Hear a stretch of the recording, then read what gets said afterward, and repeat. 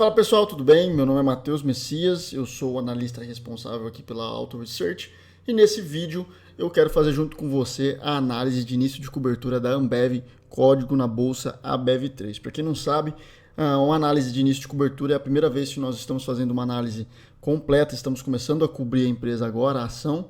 Então ela é uma análise um pouquinho mais longa, porque eu vou falar para você o que é a Ambev, como está o mercado dela, onde ela está inserida, enfim, alguns dados que numa análise de acompanhamento eu costumo não colocar, tá bom? E a primeira coisa que eu quero mostrar aqui para você é justamente o resumo do que é a Ambev, né? Então a Ambev ela é a maior cervejaria da América Latina em termos de volumes de venda e uma das maiores fabricantes de cerveja do mundo.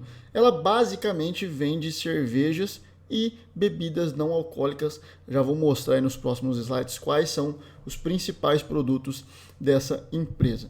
As principais marcas dela são a Skol e a Brahma, que estão entre as 10 maiores cervejas do mundo em questão de consumo. E além disso, ela também tem parcerias com outras grandes indústrias de bebida, como a Pepsi, a Gatorade e a Red Bull. Vamos lá, falando agora então um pouco do portfólio de produtos da Ambev. Basicamente aqui do nosso lado esquerdo, a gente tem os produtos, o portfólio dela de cervejas e aqui de produtos não alcoólicos. Os produtos da Ambev são divididos em 3 categorias. Aquelas de valores baratos, as principais marcas que trazem mais receita para o grupo e as premiums, as top de linha, tá?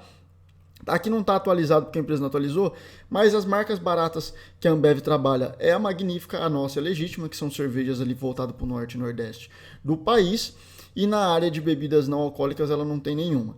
Nos produtos principais da empresa, quais são as principais marcas? Skol, Brahma, Antártica, Boêmia, principalmente. E não alcoólicos nós temos H2O, Chás Lipton, Guaraná Antártica, Soda, Suquita, quer dizer, inverti aqui, né? Suquita, Soda e Pepsi. E no setor premium, na área de cerveja, nós temos Budweiser, Stella Artois, Corona, Serra Malte, Original, a Vols e o Colorado, né, com cervejas artesanais. E não alcoólicos, nós temos o Suco do Bem, Gatorade, a Água Tônica e o Fusion, tá? Então, o portfólio da Ambev em si é muito mais amplo que isso, mas aqui ela colocou quais são as principais marcas, produtos que ela trabalha em cada uma dessas 3 grandes categorias. Então, basicamente, é uma empresa que vende cerveja e uma variedade de produtos não alcoólicos aí, entre chá, água tônica, energético, hidratante, né, o Gatorade aí, isotônico, enfim, é um portfólio bem amplo. Agora eu quero mostrar para você aonde a empresa atua. Então a gente já sabe o que é a Ambev, quais são os seus principais produtos e onde que estão localizados os mercados dela, onde que é consumido os produtos dela, tá? Então a Ambev ela está em mais de 18 países da América, ela atua basicamente no continente americano, com muita força aqui no continente sul-americano, né? Lá no continente norte-americano só temos, na área norte-americana só temos o Canadá. O principal mercado dela é o Brasil, como eu vou mostrar mais para frente. Alguns países aqui na América do Sul, como Argentina, Uruguai, Bolívia, Paraguai e Chile. E vários outros países menores na América Central e no Caribe. Agora eu quero mostrar qual é o principal mercado da Ambev. E para isso eu quero analisar 3 indicadores com você. O EBITDA, que é basicamente o lucro operacional da empresa. Então, quanto a empresa consegue gerar de lucro antes de pagar despesa financeira, né, pagar banco e imposto de renda.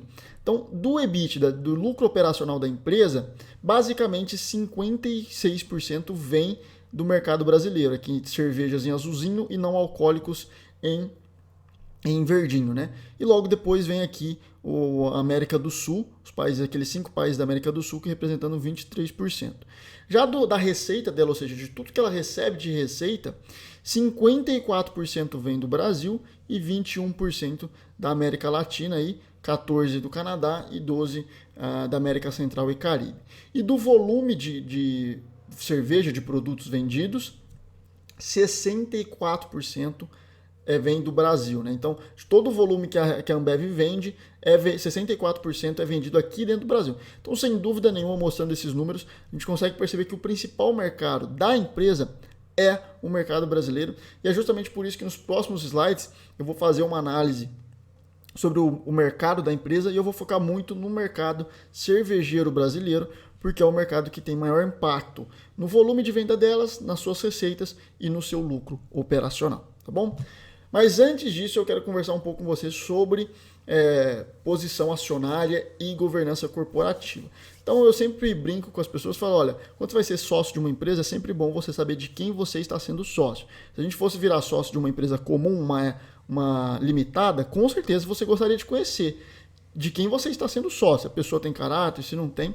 E justamente você deve fazer a mesma coisa quando você se torna sócio de uma empresa na Bolsa de Valores.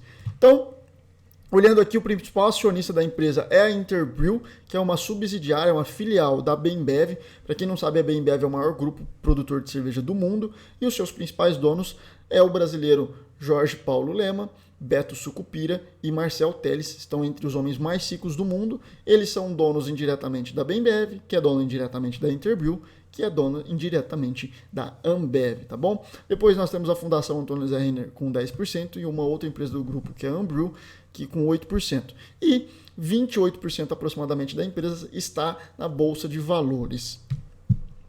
Olhando aqui um pouco para a governança corporativa, eu quero olhar basicamente 4 indicadores, que é o nível de governança, está no tradicional, que é o nível mais básico. Isso não quer dizer que a empresa tem uma governança ruim, ela simplesmente não quis migrar oficialmente para outros níveis de governança, mas ela mantém um nível de governança muito alto.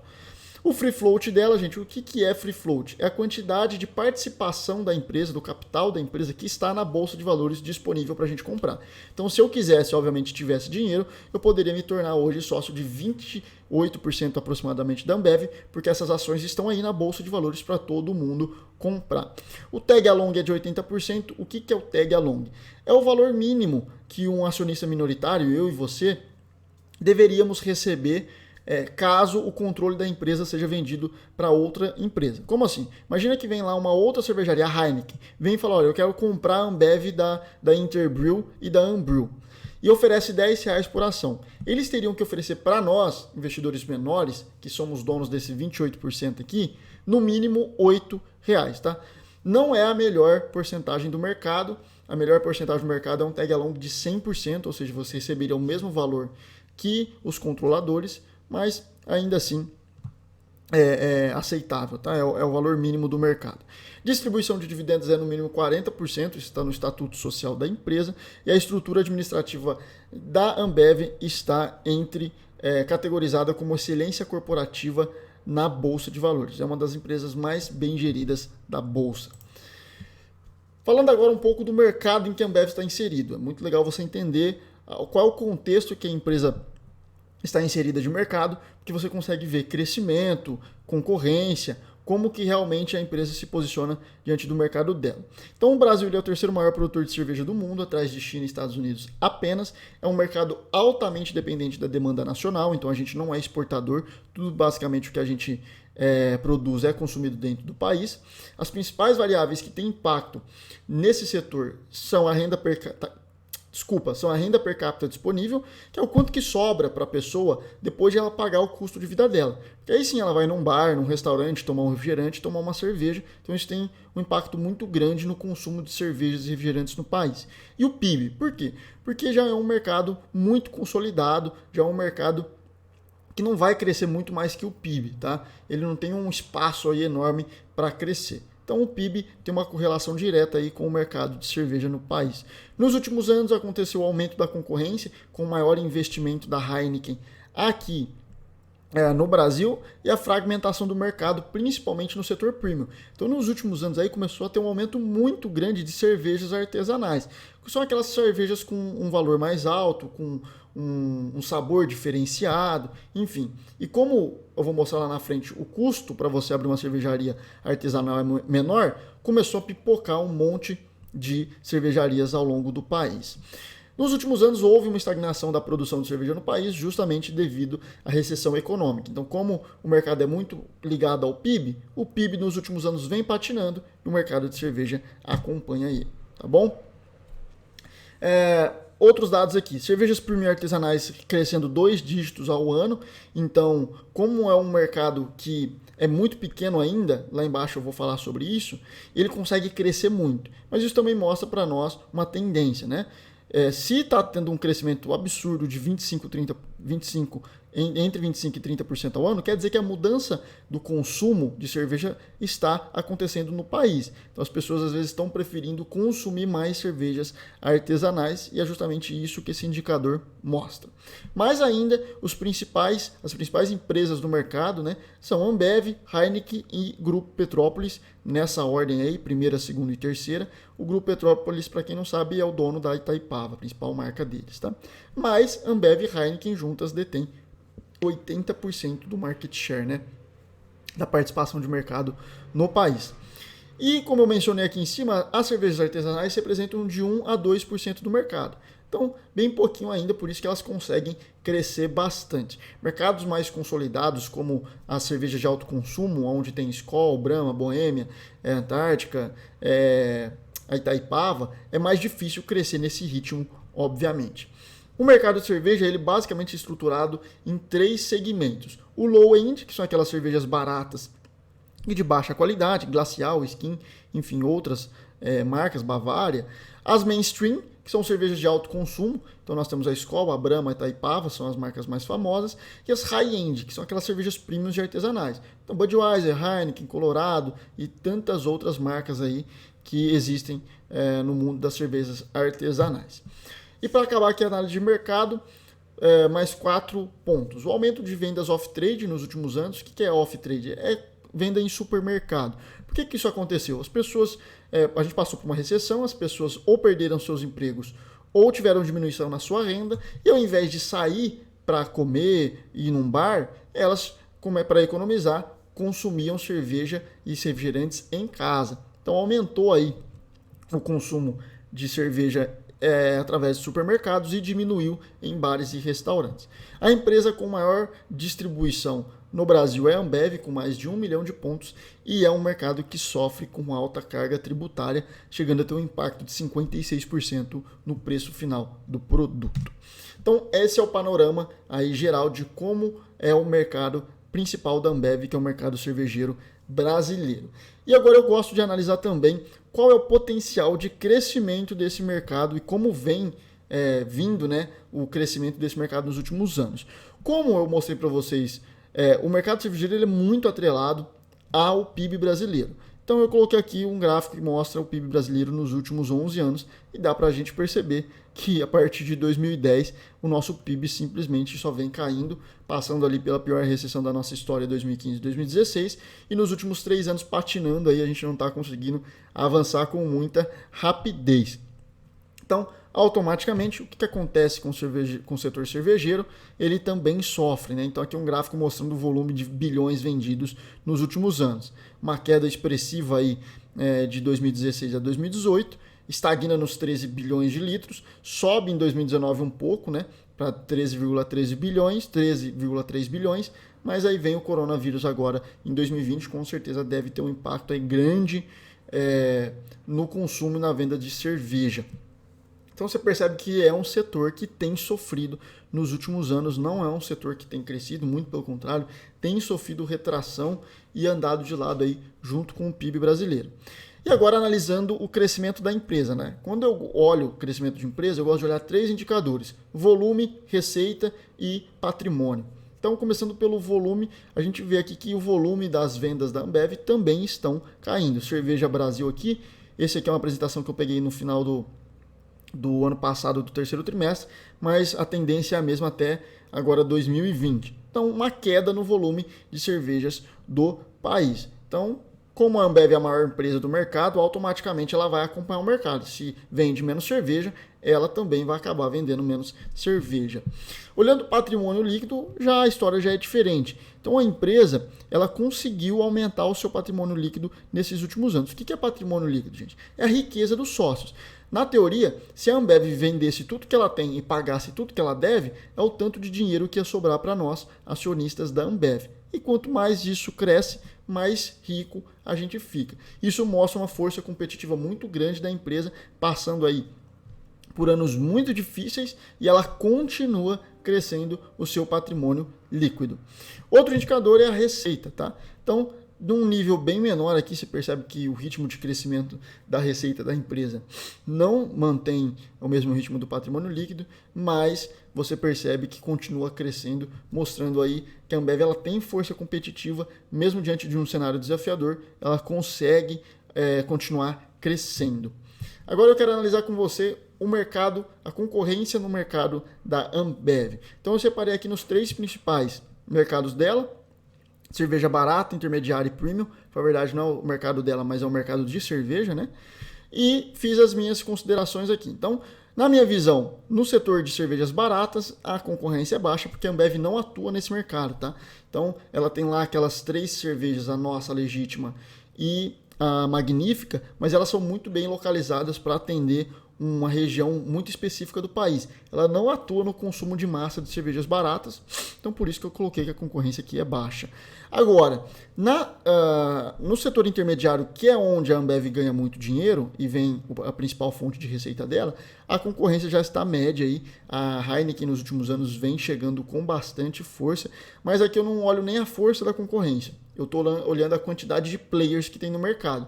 Hoje, basicamente, é um oligopólio, né? Então, as 3 maiores ali, e já são há um bom tempo, é a Ambev, Heineken e o Grupo Petrópolis. Então, são sempre 3 grandes empresas brigando ali para ver quem toma market share de quem.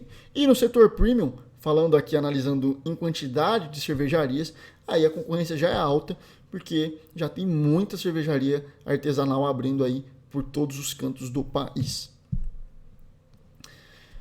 E aqui eu quero mostrar aqui agora o quão acirrado é a concorrência no principal mercado da Ambev, que é justamente o setor de cervejas de alto consumo. Então você percebe aqui que a Ambev nos últimos anos vem perdendo mercado para os seus concorrentes. A Ambev, há alguns anos atrás, já chegou a ter 70% do mercado de cerveja no país, depois caiu para 65% e agora já está para baixo de 60%. Então, olhando aqui esse gráfico, a gente percebe que em 2018 ela tinha 61%, quase 62% do mercado ainda, a Heineken 20% e o Grupo Petrópolis 14,7%. E aí já no final de 2019 a gente percebe que a Ambev perdeu mais de 1% de market share, a Heineken tomando aí quase que esse 1% inteiro e o Grupo Petrópolis crescendo um pouquinho aí para 15,2%. Então, você percebe que o nível de concorrência, por mais que sejam só 3 empresas, o nível de competição entre elas está acirrado, até porque o Brasil já se tornou o principal mercado da Heineken no mundo. Então, você percebe que a Heineken simplesmente focou no Brasil e falou, olha, esse vai ser o meu principal mercado e está investindo pesadamente. E está conseguindo aí, de alguma forma, incomodar a Ambev. Aqui eu quero fazer 2 análises com vocês estratégicas, que é a análise das 5 forças de Porter e a análise SWOT. Começando pela análise das 5 forças de Porter, eu quero analisar com você quais o nível de ameaça de novos competidores no setor de cerveja brasileiro, e eu coloquei aqui média, tá? Principalmente por conta do setor premium. Então, o mercado premium, a ameaça de novos competidores é maior devido ao menor capital necessário para abrir uma cervejaria. Se eu não me engano, hoje, em torno de 250 a 500 mil, você consegue abrir uma pequena cervejaria, uma micro cervejaria artesanal, e várias empresas estão fazendo associações aí, parcerias, para que eles aumentem essa escala. Então, esse nível de competição, de novos competidores é maior no setor premium. Já no setor de consumo alto ali, no setor intermediário, é muito difícil, porque a escala que você precisa para competir com as 3 principais marcas é muito grande. Qual é o poder de negociação da Ambev com os fornecedores? É muito alto e isso vai ficar evidente lá na frente, na hora que eu mostrar o prazo médio de pagamento da empresa, que chega a mais de 200 dias. Prazo médio de pagamento é, em média, o quanto que ela demora para pagar um fornecedor dela. Você imagina você pedir aí um produto para o seu fornecedor e demorar mais de 6 meses para pagar? Então, isso mostra um alto poder de negociação. E a mesma coisa com os compradores dela, né? Muito alto. Em média, ela recebe os seus contas a receber em 30 dias. A ameaça de produtos substitutos, na minha visão, é baixo. O mercado de cerveja no Brasil é muito consolidado. E por mais que tenha havido aí um aumento bem pequeno nos últimos anos de consumo um pouco mais de vinho, ainda assim a distância entre o consumo de vinho e o consumo de cerveja no país é muito, muito grande. Ainda não consigo enxergar outro produto que possa substituir, não só em frequência, mas em escala, a cerveja. E por fim, a rivalidade entre concorrentes, eu coloquei aqui que é alta, justamente porque a Ambev e o Grupo Petrópolis estão conseguindo tomar market share da Ambev, tá bom? E agora falando um pouco aqui com vocês sobre a análise SWOT, né, fazendo uma análise SWOT da empresa, eu quero começar falando quais são, na minha visão, as principais forças da Ambev, tá? Então a primeira são marcas fortes, não sei se você sabe, mas das 10 marcas mais valiosas do mundo, 5 são da Ambev, então nós temos a Brahma, a Skol, a Corona, a Budweiser e a Bud Light. E no mercado de cerveja, uma das coisas que mais importa, assim, uma vantagem competitiva muito grande é a marca, porque principalmente nessas cervejas de alto consumo, não faz tanta diferença o sabor, assim, né? Não tem uma diferença gritante. Só quando parte lá para as premiums. Então, ter uma marca forte, uma lembrança de marca forte é uma vantagem competitiva e isso a Ambev tem. Essas marcas delas têm alta capilaridade, que é isso? Então, são consumidas por mais da metade da população, né? A maioria da população, e com frequência. Então, não só é consumido por boa parte da população, como a frequência dessas marcas no dia a dia das pessoas é muito grande.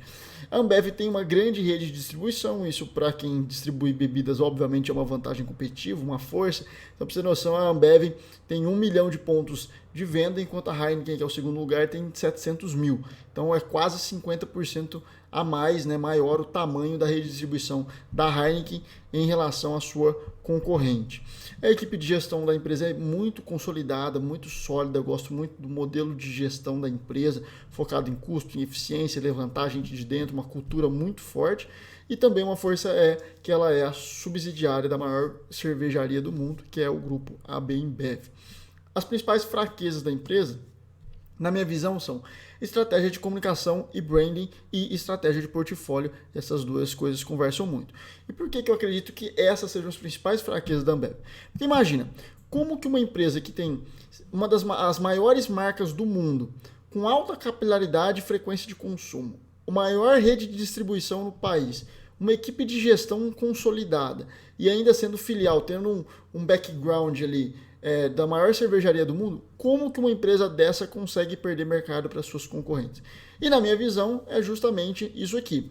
A Ambev nos últimos anos, pelo fato de praticamente a empresa dela dominar o setor de cerveja, ela usava uma comunicação, uma estratégia de brand da marca delas muito pobre e que era praticada aqui no país, infelizmente, que é aquela coisa, mulher de biquíni, mulher bonita de biquíni, sol, praia, verão, essas coisas, sabe? Ela não criava uma estratégia de conexão com as pessoas. E eu acho que a Heineken entrou muito forte nisso. Na minha visão, a Heineken é muito melhor do que a Ambev em fazer branding, em criar essa experiência, essa conexão com o seu cliente, com o seu público-alvo. Então, essa é uma das fraquezas que eu acredito que a Ambev ela percebeu isso e está mudando isso agora, mas é uma das principais fraquezas na empresa, e a estratégia de portfólio.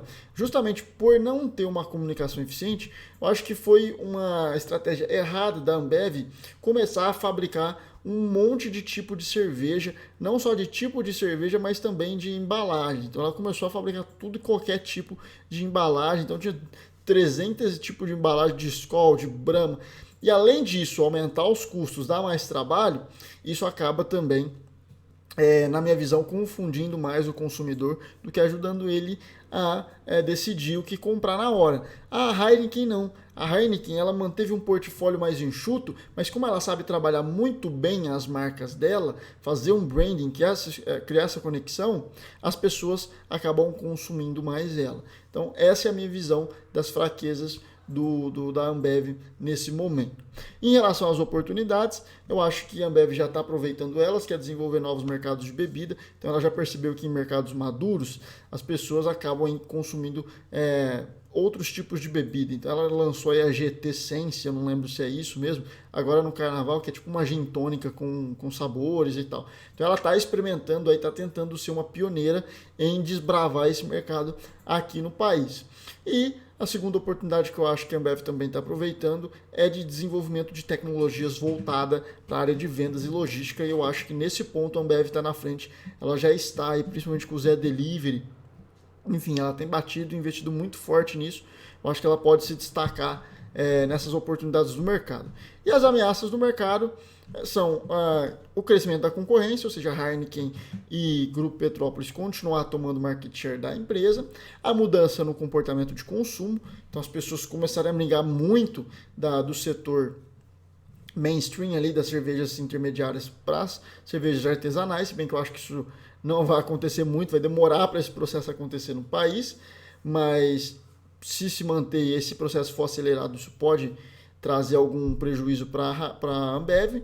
E por fim, um agravamento das crises econômicas em seus mercados. Então o país, o Brasil agora, não conseguir retomar o fôlego para as suas reformas estruturais, para readequar essa economia depois da pandemia do coronavírus, e a Argentina também, que está sofrendo bastante na sua economia, além dos outros países também, que todos vão sofrer pelo fato de serem países emergentes, com pouca infraestrutura, uma economia frágil. Então, se isso se agravar daqui para frente, isso pode ameaçar, sim, a empresa. E agora eu já quero entrar em análise financeira mesmo da empresa, começando pelo grupo de rentabilidade. Vocês vão perceber que os gráficos são muito parecidos. Eu vou começar analisando aqui o ROIC e o ROI. O ROIC é o retorno sobre o investimento, o capital investido, né, gente? Então, o que é isso? Imagina que eu, Matheus, tenha pego R$1.000 do meu próprio bolso e R$1.000 emprestado e abro a minha empresa. E aí, no primeiro mês, eu abro minha empresa lá de venda de coxinhas recheadas. E no primeiro mês, eu tenho um lucro de R$200. O que isso quer dizer? Quer dizer que eu tive um ROIC de 10%. Ou seja, eu peguei R$2.000, R$1.000 meu e R$1.000 do banco, investi no meu negócio e ele me deu R$200 de lucro. Então, você percebe que o ROIC da empresa vem caindo nos últimos anos, abaixo da média aí dos últimos 11 anos, mas o ROIC da empresa é muito alto, comparado não só com outras indústrias, outros setores da economia, como também até com a sua própria indústria. Então, tem caído? Tem, mas é um número ainda muito alto comparado com outras empresas da Bolsa de Valores. O ROI é a mesma coisa. A gente percebe ali que o patamar alto foi em 2012, a partir dali a empresa começa a cair drasticamente, então um ROI saindo de 36 indo para 19 e um ROIC também saindo de 36 vindo para 21. Você vai perceber que o ROA, que é o retorno sobre o ativo, é a mesma coisa, saindo de 20% ali em 2012, batendo 12% em 2019, abaixo da média histórica da empresa dos últimos 11 anos, mas ainda assim é uma rentabilidade muito alta. Então, por mais que a empresa esteja perdendo, ela ainda tem gordura para queimar, tá bom? Olhando margem bruta, margem operacional, a mesma coisa, chegou a bater 68% de margem, uma margem muito alta, tá? Isso lá em 2012, hoje já está com 59%, muito abaixo aí da média histórica dos últimos 10 anos. E a margem operacional a mesma coisa, tá bom? Só para terminar de olhar aqui as margens, olhando a margem EBITDA caiu um pouco menos por conta de levar em consideração efeitos não caixa, então que é as amortizações, né, e as depreciações, e a margem líquida caindo aí de 33% da máxima para 23%, ou seja, a empresa perdeu 10% de margem nos últimos anos. O que isso vem mostrando? Vem mostrando, eu vou explicar o porquê disso lá na frente, mas vem mostrando que a empresa tem passado por dificuldades. Então a empresa não está sendo tão rentável como ela era há alguns anos atrás. Mas, na minha visão, ainda ela tem muita gordura. Esses valores são muito altos. É surreal você ter uma empresa que apresenta, principalmente uma indústria, que apresenta uma margem líquida de 33%. Isso é muito, muito alto. Tá? Então ela saiu de um patamar muito alto para um patamar alto, ainda na minha visão. Então essa é a minha análise da Ambev, quando eu olho esse histórico. Tá? Outra análise aqui que eu gosto de fazer é a análise de liquidez. Então, esses indicadores mensuram a capacidade da empresa de honrar os compromissos dela. Então, olhando aqui para a liquidez corrente, que é o tanto de contas a pagar que a empresa tem dentro de um ano e o quanto de ativos que ela tem para honrar esses compromissos. E dentro desses ativos entre o próprio caixa da empresa, dinheiro vivo que ela tem em banco, o estoque dela, ou seja, o quanto de produto que ela tem para vender, para transformar em receita e pagar as contas dela, e também o contas a receber, quanto que ela já fez de contas a receber e tem que receber ao longo do ano, né? Então você percebe que aqui a empresa passou por dificuldade, sempre acompanhando lá, lembrando o PIB, lembra? PIB em 2013, 2014 começou a dar uma vacilada ali, 2015, 2016 a gente passa a recessão e aí a liquidez da empresa começa a cair. É sempre importante esse número estar acima de 1. Por quê? Isso quer dizer que você tem mais ativos para transformar em receita do que contas para pagar dentro de um ano. Então você percebe que a empresa passou ali por um perrengue, esse indicador saiu de 1,19 para 0,83, a gestão botou a casa em ordem e voltou para o patamar de 1,10 acima da média histórica. Liquidez geral, você percebe o mesmo comportamento a partir de 2013 e também acima da média histórica. Liquidez de caixa foi a que mais sofreu, caiu mais da metade, né? Então 0,67 caiu para 0,28 em 2016. A gente vai perceber ali na frente que a empresa passou por um momento difícil em 2016, precisou de capital de giro, pegou bastante dinheiro, mas depois colocou a casa em ordem. Mas aí a empresa começa a retomar um patamar legal de liquidez de caixa, tá? E liquidez seca, a mesma coisa. Liquidez, gente, está muito ligado a capital de giro, ou seja, quanto que você vai precisar de capital de giro. Então, se você tem menos dinheiro ou menos ativos para transformar em dinheiro para pagar suas contas a pagar, então você vai precisar pegar dinheiro com o banco, né? O famoso capital de giro. Quem é da área financeira ou quem é empreendedor sabe do que eu estou falando, quem nunca teve que pegar capital de giro com o banco. E foi o que aconteceu com a Ambev. Recessão veio. Pior ano para ela foi 2016, ela teve que pegar quase 5 bi em capital de giro e quase 4 bi em 2017, e isso fica muito, muito nítido aqui, ó, tá vendo? Então a liquidez da empresa chegou no menor nível todas em 2016, mostrando que a empresa teve um problema ali, um desafio de curto prazo, e aí ela precisou captar dinheiro. Só que ela botou a casa em ordem rapidamente e aí já em 2018 ela já retoma, não precisando ter ela já retoma uma posição de curto prazo de caixa bom, não precisando ter mais necessidade de capital de giro. Em 2019 já está uma posição bem melhor, tá bom? Uma coisa que eu gosto muito de olhar, que mostra para mim uma vantagem competitiva das empresas em relação ao seu setor, ao seu mercado, são os indicadores de operações, que é o prazo médio de recebimento, o prazo médio de pagamento, o prazo médio de estocagem, o ciclo operacional e o ciclo de caixa, tá? Eu vou explicar cada um deles. Prazo médio de recebimento é, em média, quanto que a empresa demora depois que ela vendeu o produto para um cliente, para receber. Então, em média, a Ambev demora 30 dias para receber de um cliente. Já o prazo médio de pagamento é o inverso. É, em média, o quanto que ela demora para pagar um fornecedor depois que ela compra um produto. E é 250 dias. Então você imagina se isso aqui não é uma máquina de fazer dinheiro. Por quê?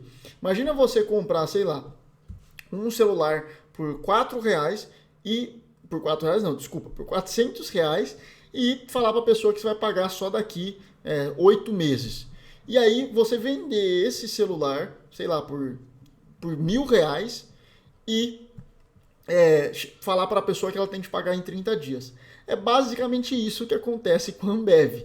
Ela tem uma margem de bruta de 60%, ela compra do fornecedor e vai pagar só daqui mais de 6 meses, né? 8, 9 meses, e aí ela vende para a distribuidora, para os pontos de venda e recebe em 30 dias. Então isso mostra uma vantagem competitiva muito forte.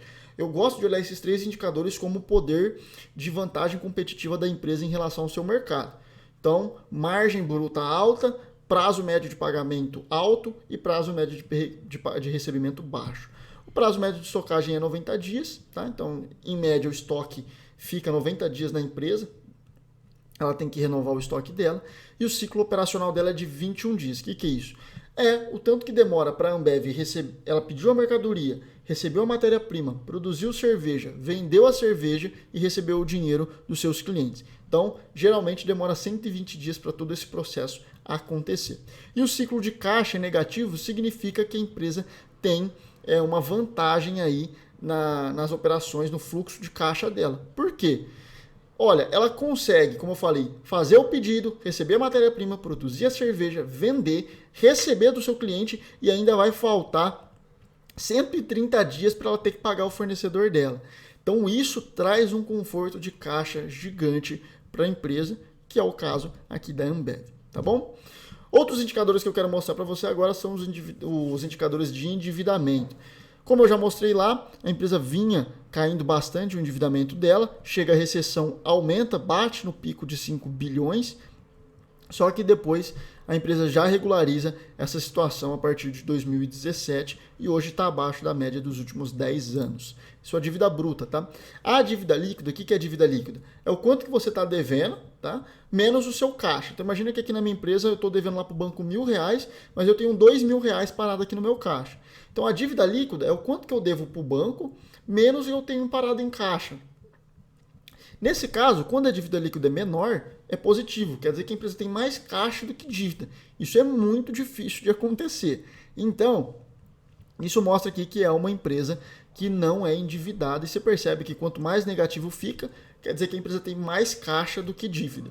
Então você percebe que nos últimos anos aqui, passou um perrengue, né? Caiu aqui a dívida líquida dela para menos 2 bilhões, mas a empresa montou de novo uma posição sólida em caixa, diminuiu o endividamento e hoje tem... 2019 fechou aí com menos 8 bilhões de dívida líquida. Positivo para a empresa. Falando aqui de endividamento, a dívida líquida sobre o EBITDA, isso aqui vai dar um pouco de distorção, porque como a dívida líquida é negativa, quer dizer que a dívida líquida não é tantas vezes maior que o EBITDA, muito pelo contrário, né? Ela é menor que o EBITDA, ela é negativo. Então, positivo também. Toda vez que você vê uma dívida líquida negativa ou uma dívida líquida por EBITDA, que é geração de lucro operacional negativa, isso é positivo para a empresa, tá bom? O índice de cobertura de juros da empresa vem caindo nos últimos anos. O que é o índice de cobertura de juros? É quantas vezes cabe as despesas de juros da empresa dentro do lucro operacional dela. Lembra lá do EBITDA? Então, quanto maior for esse número, melhor. Então, quer dizer que quando aqui em 2012 estava em 10, quer dizer que o lucro operacional da empresa era 10 vezes maior o quanto que ela pagava de juros para o banco ao ano. E se isso aqui vem caindo, quer dizer que essa diferença vem diminuindo.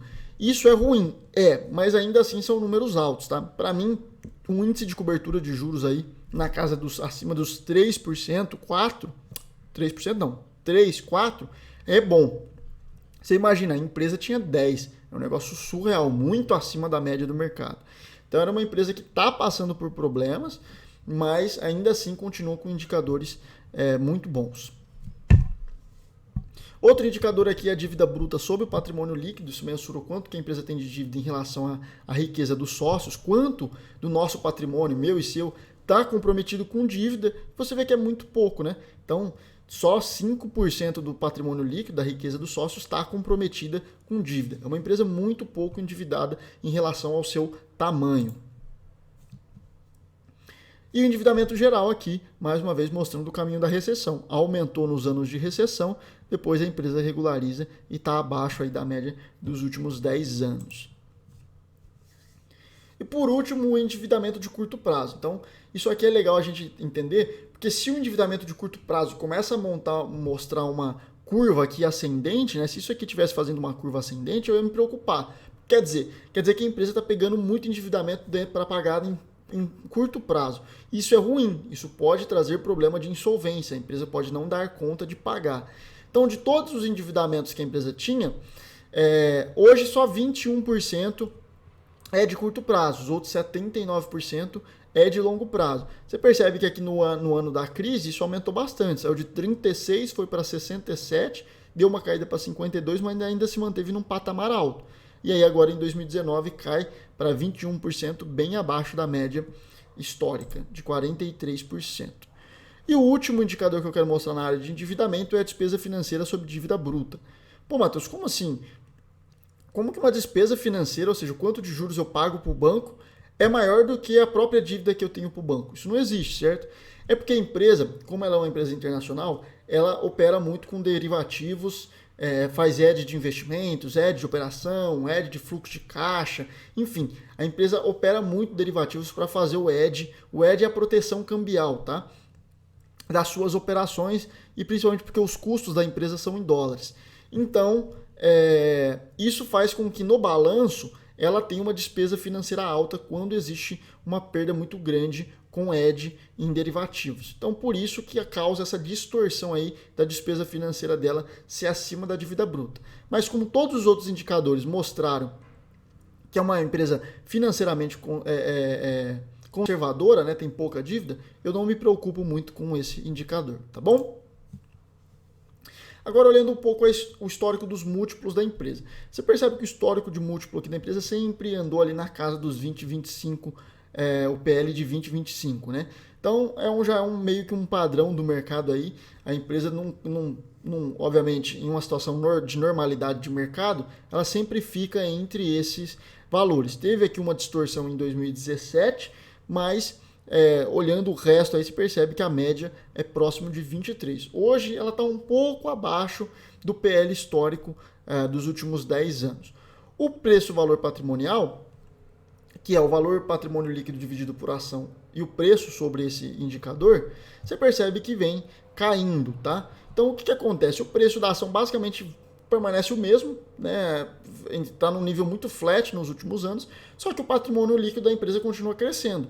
Então esse indicador vem caindo cada vez mais e chegou a 3 aqui, bem abaixo, metade da média histórica dos últimos 10 anos. Tá? E a mesma coisa acontece com o preço sobre ativos e o preço sobre vendas. Né? Então, preço sobre ativos, o preço permanece flat ao longo dos últimos anos, só que a quantidade de ativos que a empresa tem continua crescendo, então essa diferença vai diminuindo. Isso, de certa forma, é bom, tá? Mas também mostra que lá no passado o mercado ele precifica de uma maneira muito estável o crescimento da empresa, tá? A capacidade da empresa em gerar retorno. E a mesma coisa o price sales ratio, né, das vendas, né? Então o mercado também, isso pode estar caindo porque as vendas estão aumentando, a receita, os ativos, mas também porque o mercado poderia, né, não é o caso aqui na minha visão, mas o mercado poderia estar não acreditando que a empresa seja capaz de transformar essas vendas, esses ativos, em lucro. E aí o preço poderia estar caindo. Não é o caso da ação, o preço da ação se mantém muito estável ao longo dos últimos anos. A mesma coisa reflete aqui no preço EBITDA e no preço EBIT, valores altos para mim, né? Eu não gosto muito dessa comparação aqui, para mim são valores altos, mas uma certa estabilidade aí nesses indicadores também. Mas todos abaixo da média histórica por conta do coronavírus, óbvio. E o dividend yield dela? Gente, esse dividend yield aqui é com o preço atual da ação. Então você percebe que a ação hoje, se não me engano, está em 13, 14 reais. A média dela, ela fica entre 18 e 20 reais em média. Tá? Bate lá 21 reais, 22 reais, mas volta ali para 17, 18 reais. Hoje a ação está em 13, 14. Então esses dividend yields aqui são baseados no preço hoje. Então você percebe que a empresa ela não é uma boa pagadora de dividendos, tem um payout alto, né, acima sempre de 40%, mas como o preço da ação é muito estável, o mercado precifica muito perto dos 20% PL, quer dizer então que o yield dela não é tão atrativo assim. Então o mercado ainda precifica que existe um potencial de crescimento para a Ambev e isso reflete aí no PL dela e no yield. E o PEG, que é o Price Earnings Growth, que é basicamente a expectativa do PL dela e do crescimento desse preço-lucro, né? Do preço em relação ao lucro. Desculpa, do lucro em relação ao preço. Você percebe que em 2017 teve uma distorção bem grande, mas a média aí é em torno de 4, 3. Bem alto para mim, tá? Para mim um PEG acima de 2, já 2,5 já é um PEG alto. Então ela sempre mantém um PEG bastante alto. E por fim, chegando aqui ao final da nossa análise, eu quero mostrar o valuation, tá? Na nossa visão, um preço justo, tá? E preço justo aqui eu não estou contando com margem de segurança. Um preço justo da ação seria de R$13. Hoje, o último pregão que eu peguei fechado, o preço estava em 13,84. Então, a gente está com uma margem de segurança negativa de 6,46. E por fim, a nossa tese de investimento. qual é a nossa tese de investimento para a Ambev? A Ambev é uma ótima empresa com uma ótima gestão, mas que tem sofrido nos últimos anos devido aos seguintes fatores. Problemas macroeconômicos nos seus principais mercados, que é Brasil e América Latina, tá? A estagnação do mercado de cerveja no Brasil, como eu já falei, a mudança no consumo de cerveja no Brasil, com aumento de consumo de cervejas artesanais e maior venda em supermercados ao invés de bares. A Ambev era muito forte em bares, né? Tá tendo que mudar aí a logística dela. Um aumento da agressividade da Heineken em tomar participação do mercado da Ambev. Hoje o mercado do Brasil já é o maior da Ambev, então ela vai investir pesadamente aqui. A perda de renda da população brasileira, então levando a diminuição de consumo. Se a pessoa tem menos renda disponível para ir para um bar, para ir para um restaurante, ela vai acabar consumindo menos cervejas e refrigerantes. E um aumento dos preços das suas matérias-primas, que são commodities, principalmente açúcar, alumínio e trigo, tá? E, se eu não me engano, milho também. Então, enfim, teve um aumento do preço das commodities e essas commodities são dolarizadas, ou seja, o preço delas é em dólar. Então, como o dólar vem crescendo muito nos últimos anos, desde a recessão, automaticamente o custo da empresa também aumenta, tá? Com a pandemia do coronavírus, a situação vai se agravar mais ainda, porém a gente acredita que a Ambev ela tem vantagens competitivas muito fortes para se recuperar desse cenário.